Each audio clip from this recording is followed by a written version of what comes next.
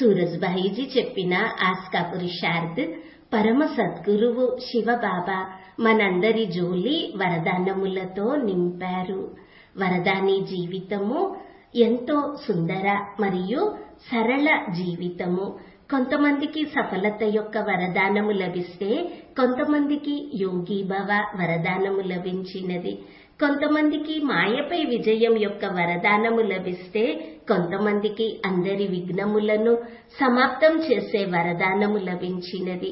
కొంతమందికి మీరు ఎవరికి కావాలంటే వారికి ముక్తి జీవన్ముక్తి యొక్క వారసత్వము ఇప్పించగలరు అనే వరదానము లభించినది.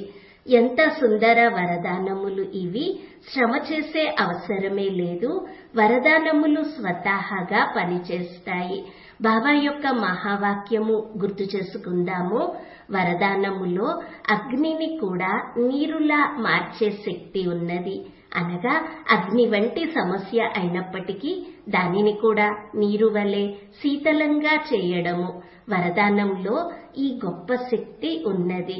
కానీ బాబా యొక్క ఒక సుందర మహావాక్యము కొన్ని రహస్యములను స్పష్టపరుస్తుంది. వరదానములను ధారణ చేసే శక్తి మన బుద్ధికి ఉన్నది. ఏ ఆత్మ అయితే చాలా కాలంగా ఈశ్వరీయ నశాతో ఉంటుందో వారి బుద్ధిలోనే వరదానములను ధారణ చేసే శక్తి వచ్చేస్తుంది. ఈశ్వరీయ నశ లేక స్వమానము మన బుద్ధిని సమర్థంగా చేస్తుంది, మహనీయంగా చేస్తుంది, ఎంతో తేజస్విగా చేస్తుంది. అలాగే మూడవ విషయము, మనము వరదానమును వరదాన రూపంలో స్వీకరించాలి. ఒక చక్కటి అభ్యాసము ప్రతిరోజు చేద్దాము. వరదానమును ఎలా అభ్యాసం చేయాలి అంటే ఉదయాన్నే సూక్ష్మలోకానికి వెళ్లి బాప్దాదా యొక్క వరదాని హస్తము నా తలపై ఉన్నది అని అనుభవం చేసుకోవాలి. బాబా మస్తకంపై తిలకము పెట్టారు మరియు వరదానము ఇచ్చారు. ఒక వరదానము తీసుకొని దానిని వారం రోజుల పాటు అభ్యాసం చేయాలి. ఉదాహరణకి పిల్లలు విజయీ భవ అనే వరదానము బాబా ఇచ్చారు అని, విఘ్న వినాశక భవ, సఫలతామూర్తి భవ, శ్రేష్ఠ యోగి భవ, స్థిర బుద్ధి భవ, సదా సుఖీ భవ. ఇలా వరదానములు తీసుకొని ఒక వరదానమును ఒక వారం పాటు అభ్యాసం చేయాలి. దీనిలో ముఖ్య విషయము ఏమనగా మన బుద్ధి దానిని స్వీకరించాలి. వరదాత పరమ సద్గురువు నుండి నాకు ఈ వరదానము లభించినది అని. అప్పుడు ఆ వరదానము ఆటోమేటిక్ గా పనిచేస్తుంది.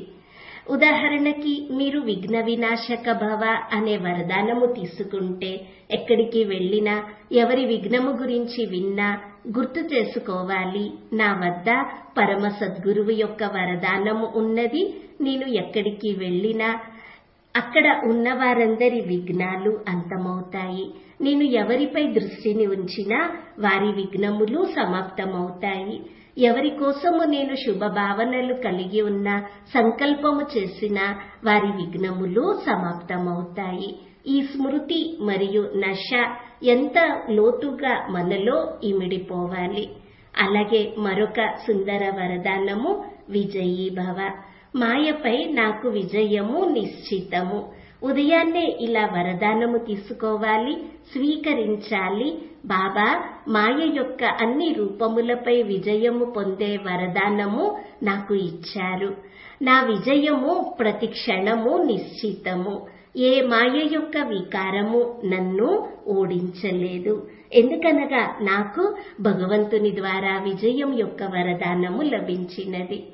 ఎవరికైతే ఇక్కడ విజయము కలుగుతుందో వారే విజయరత్నములుగా అవుతారు. 108 మాలలో వస్తారు. పదే పదే విజయులుగా అవ్వడము విజయమాలలో అధికారిగా చేస్తుంది. జన్మ జన్మల కోసం ప్రతి అడుగున వారికి విజయమే అనుభవం అవుతుంది. ఎప్పుడూ ఓటమిని ఎదుర్కొనే పనే ఉండదు. కావున రండి, మనము అందరము ఇలా బాబా యొక్క వరదానములతో మన ఒడి నింపుకుందాము. ఏవైనా 5 చక్కటి వరదానములను ఎన్నుకుందాము. వాటి కోసం ఇలా చక్కగా అభ్యాసము చేద్దాము. ఈ రోజంతా బాబాతో వరదానములను ఇలాగే తీసుకుంటూ వాటి స్మృతిలోనే ఉందాము. దానితో పాటుగా వరదానములను ఫలీకృతం చేసుకునేందుకు బీజరూప స్థితి యొక్క శక్తిని ఆ వరదానములో నింపుకుందాము. పరంధామానికి వెళ్ళి కొన్ని సెకండ్స్ లేక కొన్ని నిమిషాల పాటు సర్వశక్తివంతుని వద్ద ఉండి తన శక్తిని స్వయంలో నింపుకుందాము. ఓం శాంతి.